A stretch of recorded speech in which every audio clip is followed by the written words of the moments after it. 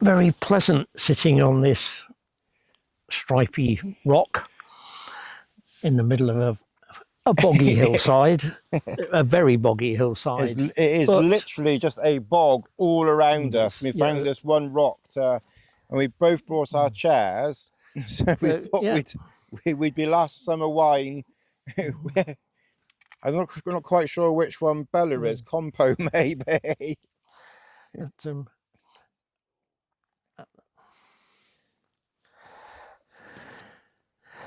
But I mean, there are other rocks as well, but they're mostly too steep to sit on.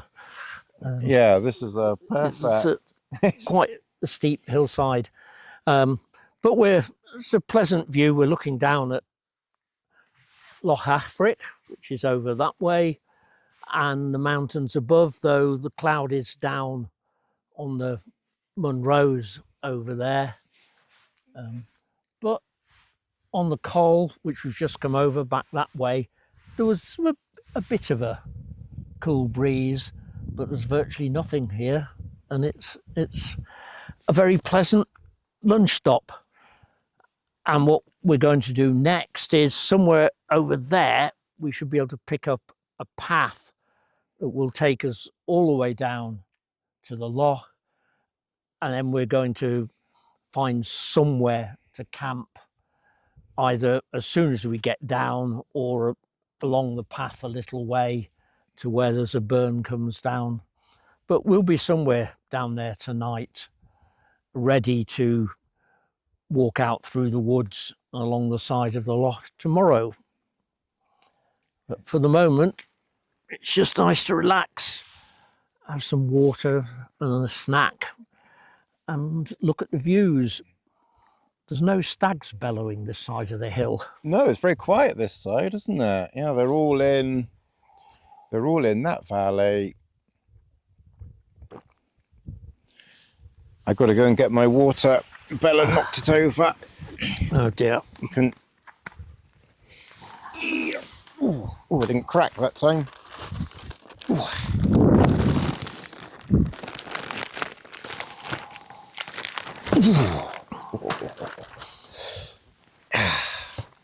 But yes, this is a very pleasant way of whiling away a few days out here in the middle of nowhere with great company and beautiful scenery. Can't beat it, really. No.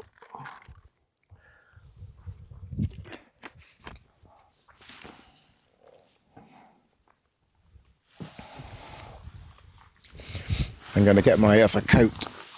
We'll see whether that blows away.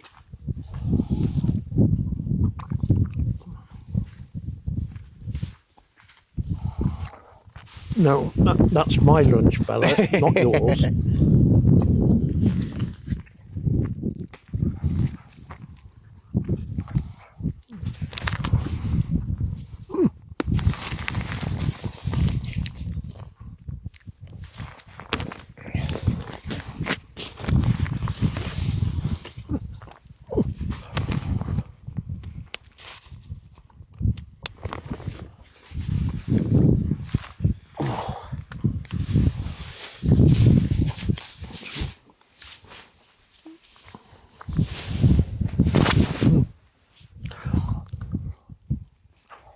We've been very lucky with the weather these last few days. It's been cool, but chilly, but not too freezing. Only a frost at night or 0. But it hasn't been too cold, and it's been dry. I think the dryness is a real bonus for us this trip, and no wind. This is probably the driest, least windy trip that we've had up here for a long time. I think nearly all the trips I've had up here, it's been either wet or windy.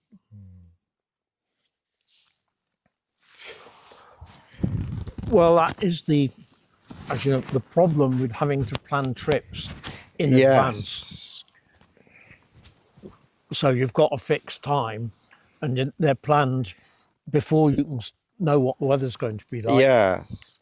You know, We usually plan them about finalize them a week before, don't we, or several days before, and then it's potluck then as to what the weather is going to be. But we've been lucky this time.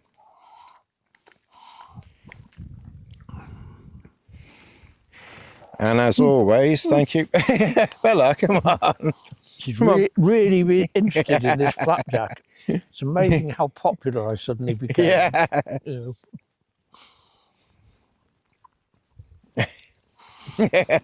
Bella, come on.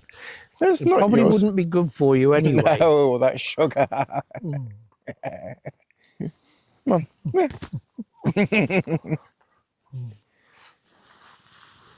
Move your bottom in here. There you are. You give me kisses. Oh. What are you looking at over there, mate? Oh. It's gone now. Right. It's in there somewhere.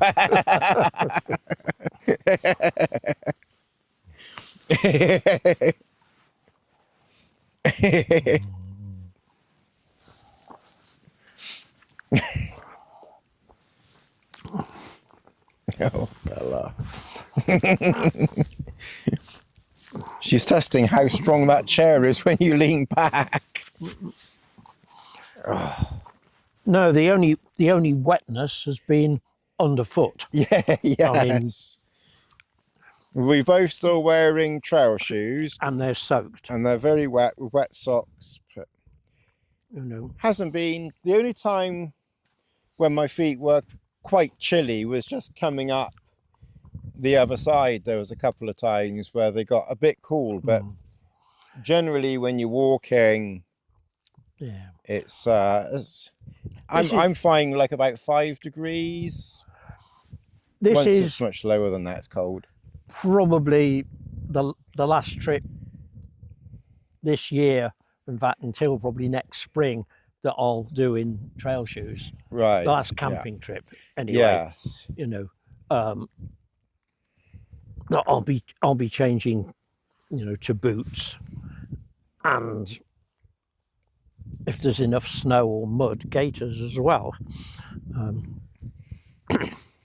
You're not a big fan of gaiters, are you? No. Not unless you have to wear them.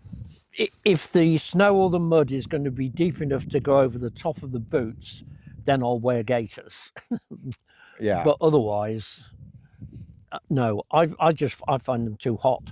Right. Too restrictive. They get they get sweaty. So, but when you really need them, that's Bella. Because obviously I don't want boots full of snow and freezing socks. Yeah. I will wear gaiters. What if you're going through sort of really wet, long grass? Do you ever consider gaiters then? No. No. No. Deep mud is different. Right, yeah.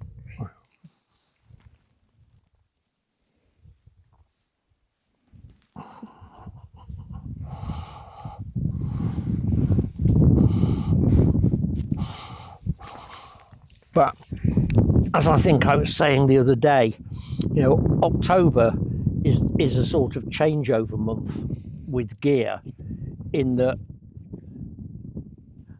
I'm taking slightly more stuff, like I've got a light down jacket, waterproof socks, that I don't take in summer, in late spring or summer. But because the nights are getting longer and it's getting a bit cooler, I'm starting to move into more wintry stuff. Yeah, starting to bring a few extra and as bits. This month and next month goes on, I'll be adding things and changing things over. Both nights so far, the temperature's fallen to -1. The sleeping bag's got a comfort rating of -3. it's been fine. But once we start getting nights where it looks like being -5 or below, or camping on snow, then I want a warmer sleeping bag. Yeah.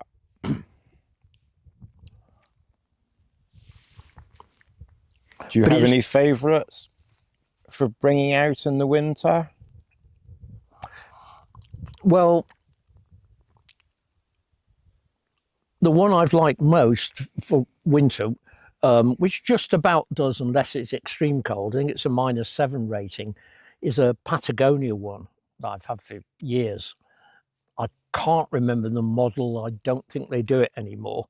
What I like about it is it's got a centre zip, not a side zip. Right. Which makes it much easier to half open the zip and then have it zipped up to here to keep you warm if you're sitting in it in the tent. Right, than with yes. a side zip. So so I will probably, get that one out again. Last winter, I was testing one for TGO, which was a RAB, Quantum Alpine bag, which was very good, which was a similar rating. But I used that all last winter, and it was fine. It's very light. I think it's lighter than the Patagonia one. Right, yeah. But I'm also aware that, overall I'm a warm sleeper. A lot of people would not regard either of those as winter bags. No, no, it would be probably too cold for me. I know people think that a winter bag, you start with a comfort rating of -10. And preferably you have something colder than that. Yes. But, yeah, I think if it was going to be -7 or thereabouts, I think I'd want a minimum of -15 comfort rating for me. But then I'm a freezing cold sleeper. I mean, that trip that we did in the snow, the sleeping bag I took that time was comfort rating -21, and I found that very comfortable. You would have cooked in that. You'd have been stewed by the morning. Yeah. And of course you've got to take mat into account. Yes. You do need a mat that is adequate for the temperatures. But I remember one thing which showed me the huge variation you can have in people, which is many years ago, I think it was in the 1980s, I did a trip in Yosemite National Park with a friend of mine, Mark. And I knew from trips here that he was a colder sleeper than me.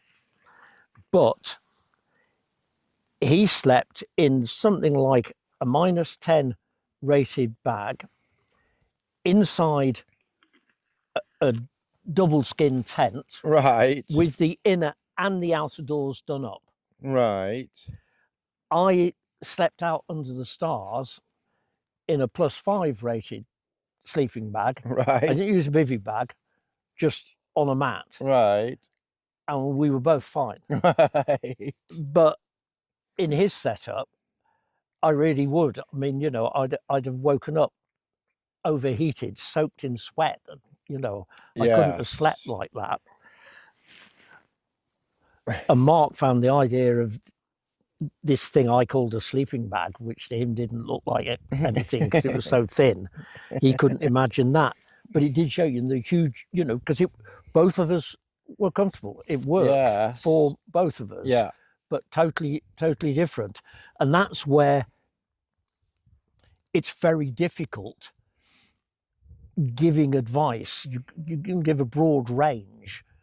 You can't say, oh yeah, well if the temperature is going to be -10, get a -10 rated sleeping bag and you will be fine. Well, no, you might not be. You might not be, no. No, exactly. A cold sleeper definitely won't. Cold sleepers, look at a comfort rating lower than the temperatures you expect. Yes.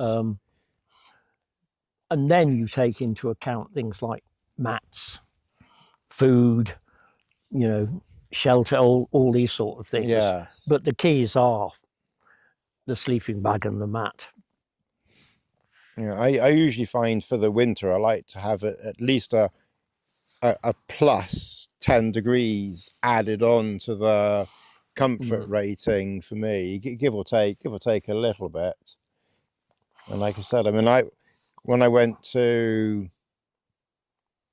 the Lake District, was it last year or the year before? I can't remember now, but I was going to go up Blencathra, but because I didn't, and there was a lot of snow up there, but I didn't feel, I did a video of it, but I didn't feel comfortable because I hadn't been in the snow before and I didn't have snow pegs, or I probably would have been okay with the experience, because now, to be honest, I think those eastern pegs lengthwise sunk in the ground would have held it up, but I went back down the valley just to be on the safe side, and it was about 0 down in the valley, and I had that because I was expecting it to be colder, and I had that -21 bag, and I was still okay. Admittedly, I wasn't wearing anything, but I was comfortable in it. I wasn't steaming in it.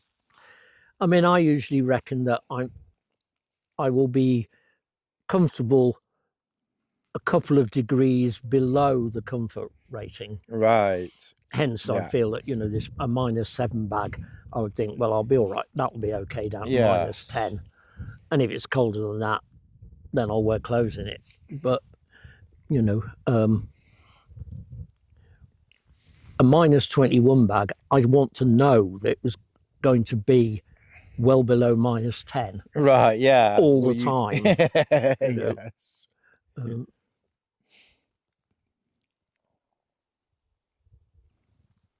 And how have you found the DuoMid this trip, the DuoMid XL? Has that worked comfortably for you? Oh, I mean, yeah, the thing I like about it is the space, the fact I can practically stand up and almost walk into it.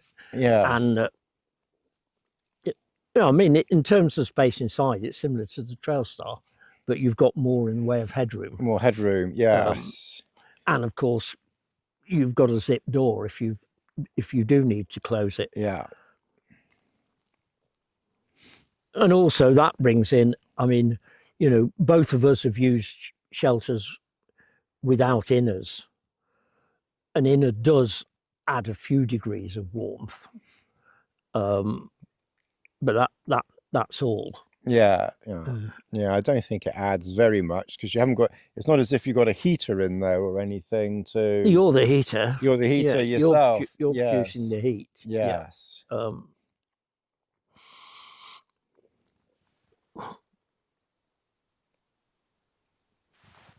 And how much heat does a human being give off inside a tent? Well, you hope not much, because you want it trapped in the sleeping bag. Yes, that's true. But you do give off some, and if it's a solid inner, not mesh, the heat that you create is more trapped inside it. Right. Yes. It doesn't. Yeah. It works its way through the nylon much more slowly. Right. So, but I would rather carry a warmer sleeping bag and clothing and sleep in something like the DuoMid or the Trailstar with the doors open so you can see what you come to be part of, than carry a lighter sleeping bag but a heavier tent, where having all the doors closed is part of how you keep warm. Yeah. And then you've cut yourself off from the outside. Yeah. I mean, the only time I do that by choice is in midge season, because that's the case where I'm quite happy to cut myself off from the midges. Yes. And I will close all the doors and all the zips, but otherwise, only if it's heavy snow or something, or would I close everything presumably up. There, if you close everything up, not only will you get more condensation, but could you potentially get colder from that condensation in the tent? Not necessarily. Well, no, you shouldn't. No, because you know, the inner tent should stay dry. Right. The Yeah. and if it's cold enough, the condensation freezes. Right. Yeah. You know. Yes. And sometimes I've had where the inner tent has got so cold that the condensation's frozen on that. You wake up in the morning and move, and you get this sort of snow shower falling on you. Right. Yes.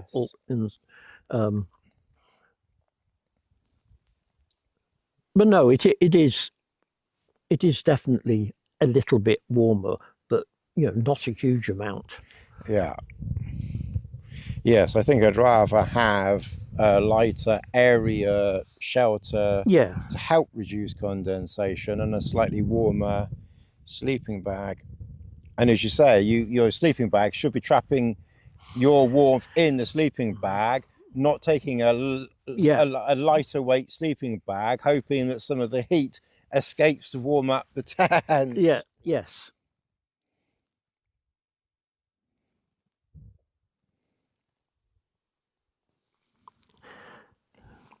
Well, nice though it is sitting here. Yes, we better start. It's coming up to 2 o'clock. We better head over to that path. It's only over there somewhere behind some rocks. Find the path down, and then see how long it takes us to get down. Yes. So obviously the path down, it's going to be steep. Yes, because it's quite a long way down there. It's a long way, and it's not very. I mean, the loch is not very far away in a straight line distance, but it is. It's a long way down. It's a long way down. Yes, it's not far. It's just over there. But in a downward trajectory, you would get there quite quickly. Yeah. So yes, I think. Anyway. Yeah. Thanks everybody. Take care. So this is the view we've been looking at while chatting and having lunch. There's Loch Affric down there, and across to the Affric Munros, with the highest ones in cloud, and round to the hillside where we hope the path is that we'll be going down, and then back to our packs and chairs